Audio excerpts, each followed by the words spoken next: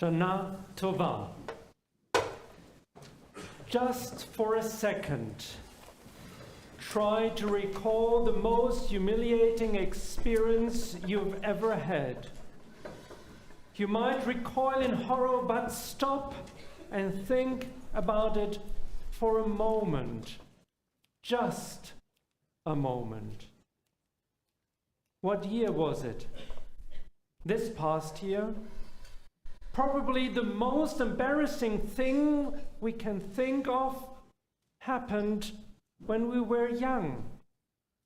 Those feelings of embarrassment and shame resonated deeper with us when we were children or teenagers. No matter how much time has passed, the shame we felt then still influences us. Even now, we can feel a little uneasy about it when we remember it. And it seems that the masochistic part of our psyche is urging us to remember the moment despite our best efforts to forget it. Marcel Proust insisted that memory of smell is the strongest and most enduring type of memory. But I think that the memory of embarrassment, of being humiliated, is at least as strong as that. When we consider that what embarrassment is, we find that it's not a feeling that typically arises when we are by ourselves. Usually only when other people observe us, we will experience embarrassment. It might be annoying if the fly of your trousers split open while you were relaxing at home, but imagine you left the same fly open during the Avinu Malkeinu standing here on the Bima. You have to deal with the psychological fallout for months. The stakes are significantly increasing by the presence of other people and the possibility of their judgment. At the risk of getting a little bit too personal this Rosh HaShanah, I will share one experience that comes to mind when I think of being embarrassed. Some years ago, at this time of the year, I was invited to visit the nursery next door to our synagogue in Johannesburg. Because we were approaching the new year, the teacher asked me to sound the shofar for all the children and their parents. I started with the toddlers and gave them some of the shofarot I brought with me so that they could try blowing one for themselves. Even though it's not easy, a few of the toddlers were able to coax a few notes out of the shofar. Eventually, the teacher asked me to show the children how it is done properly. You can already feel the embarrassment, right? I tried and tried and tried. I even switched the shofar, but the sound that came out of those shofarot was not an improvement over what the kids had been making. To be fair, I think that the kids must have broken them. Kidding. But I can say without a doubt that that day was not one of my lucky ones. Thankfully, someone from the parents came up to save the day, but the rest of the visit, I was mortified. What kind of rabbi am I supposed to be if I can't even blow the shofar? What made that experience so painful was the presence of the whole school watching me and the anxiety of how they would remember me for that moment. The Talmudic sages teach us that the reason we sound the shofar on Rosh HaShanah is, in fact, to remember. Not to remember the moments when we have slipped up or embarrassed ourselves in front of others, but to remember the story of the Akedah, the binding of Isaac. The shofar symbolizes the horn of the ram that Abraham sacrificed instead of his son Isaac. The sound of the ram's horn, according to the Talmud, causes God to reflect on our people's ties to Abraham and his unwavering faith in God.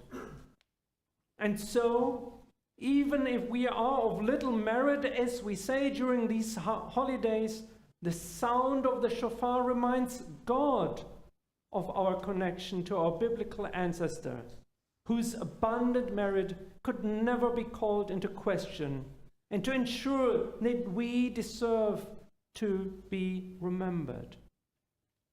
Merit, worth, value, our contribution to the world. These are the things that we feel are in doubt when we experience embarrassment or humiliation. We want people to think we are competent and strong, that we have worth, and that we deserve to leave a good impression. We work hard to project that image into the world, but when we fail to project an image of competence, as we do from time to time, if we say the wrong thing or fall on our faces, we feel embarrassment. Our judgmental impulse kicks in, telling us we are small, we are imposters, and we are not worthy.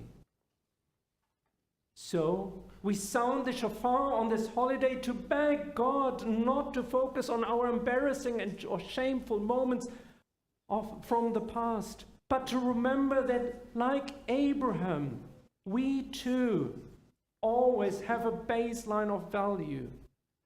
Even if we sometimes feel like we are literally the worst humans on the planet, we sound the shofar to emphasize that that's not true. Reminding God of our intrinsic worth is so important that the Talmudic name for Rosh HaShanah is also Yom HaZikaron, the day of memory. We find throughout our Machzors myriad examples of the verb zachor, to remember. And almost always this verb appears in conjunction with the idea to reminding God that we are worthy of being inscribed in the book of life for another year. In our Sim Shalom prayer, we just heard from our choir the prayer for peace. At the conclusion of the Amidah, we add the words, B'sefer Chayim nisacher v'nikatev, in the book of life, O God, remember and write us. In the Unetal Tokev, we will hear in the Musaf, V'tizkor kol hanishkachot, v'tiftach et sefer hazichonot. And you, God, will remember everything that has been forgotten as you open the book of memory. Elsewhere too, it is not enough that God inscribes us in the book of life, perhaps judges us or be compassionate on us. Our tradition says, Zochenu, remember us in the book of life. This might present a theological problem. An omnipotent and omniscient God presumably never forgets to call mom on Shabbat or to turn off the oven when leaving the house. When we ask God to remember us, are we really thinking God could have forgotten us? I don't think so. Because this is not the kind of remembering we are talking about. The English translation narrows the meaning of the Hebrew word zachor considerably. Sometimes it means to recall something in the past, as in remember that you were slaves in Egypt. Sometimes it means to hold on to something, as in remember the Sabbath day and keep it holy. And elsewhere it means being reminded of some distinct moment.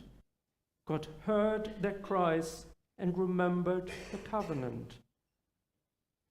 In the case, however, when we ask God to remember specifically in reference to the book of life, The best translation is to say that we are asking God to recognize us, to count us among the living for another year by noticing our inherent worth as human beings. And not in that moment to be judged, but to be witnessed. When the rabbis explain the words, all are judged on Rosh HaShanah, they present us with an interesting thought. God's real intent may not be as judgmental as it first appears. On Rosh HaShanah, everyone stands before God using various analogies. The rabbis teach that that people are like sheep being counted one by a shepherd. The plain sense of this metaphor is that God witnesses every human being on this day, with God watching human beings as if they were sheep. God's central act is seeing us. The rabbinic discussion in the Mishnah even concludes with the phrase Hayotzer ro'eh yachat libam, meaning that the creator of the world sees all human hearts together. Emphasizing the importance of perception, the rabbis literally put the word seeing directly into the text. The God before whom we stand on this Rosh HaShanah is a God that we hope is flexible, perhaps because many of us do a pretty good job of judging ourselves hard enough. And we'd rather want God to be somewhat kinder to us than we tend to be to ourselves.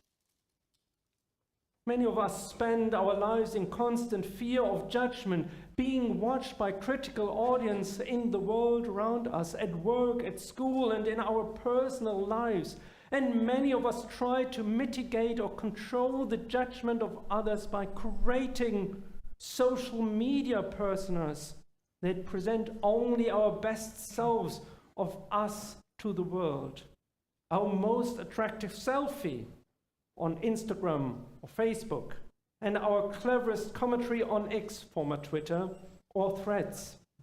Social media offers us the illusion that we are in control of how our life stories are being recorded. Yet, the Book of Life metaphor confronts us with the reality that, in the end, we do not have complete control over how we are perceived. Without doubt, we make mistakes. We are humans. We get embarrassed. So, there must be some way of moving past the moments when we feel that the judgment of the world is unbearable. During the season, we are commanded to seek forgiveness from the people who we wronged. And then once we've done that, we are supposed to seek forgiveness from God for the ritual transgressions we have committed. This is the math behind Teshuvah, repentance. But we don't have a good mechanism for seeking forgiveness from ourselves. What do we do when we are the ones who are making ourselves miserable?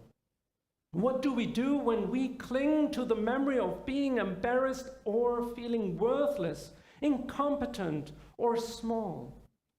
How do we not leap to judgment and instead try to forgive ourselves? When we have done something that embarrasses us or that we are ashamed of, we must remember that we are not defined by that thing. We must be inclined to say, "Oi, I'm the worst. I can't believe that happened. I never wanted to show my face again." But instead of doing that to us, we can acknowledge the thing, see what comes up for us, and give ourselves a chance to do better. The whole premises of this holiday is that it is possible to move beyond the things you once did and to do a little better in the coming year. If we are defined eternally by our past behavior alone, Teshuvah would not be possible. Today, as we move into the 10 days of deep introspection, we can't start out with the conclusion that we are worthless because of our prior behaviors. Rather, we must start out by recognizing that we have a baseline of worth and giving ourselves the chance to witness ourselves. That is what we ask of God and what we should ask of ourselves too. To notice who we were in the past year without shaming ourselves for the things that we regret, especially those things about us that happened because we are just humans. At first, it was hard to imagine that I would ever return to the nursery to blow the shofar before children or in front of anyone again. But when I heard the shofar the following week on Rosh HaShanah back then, blown by someone else, I told myself not to cringe and to improve my skills. So too, for each of us, as the shofar sounds the shivarim blast, the broken blast of the 3 notes, may we hear it as a call to break through the judgmental layer of our psyches that blocks us from teshuvah with ourselves. May its sound be a call for us all to let go of the perception that we assume others have of us, recognizing that we can be our own worst critics and that the God of remembrance and witness is likely more forgiving than we are. Shana Tova.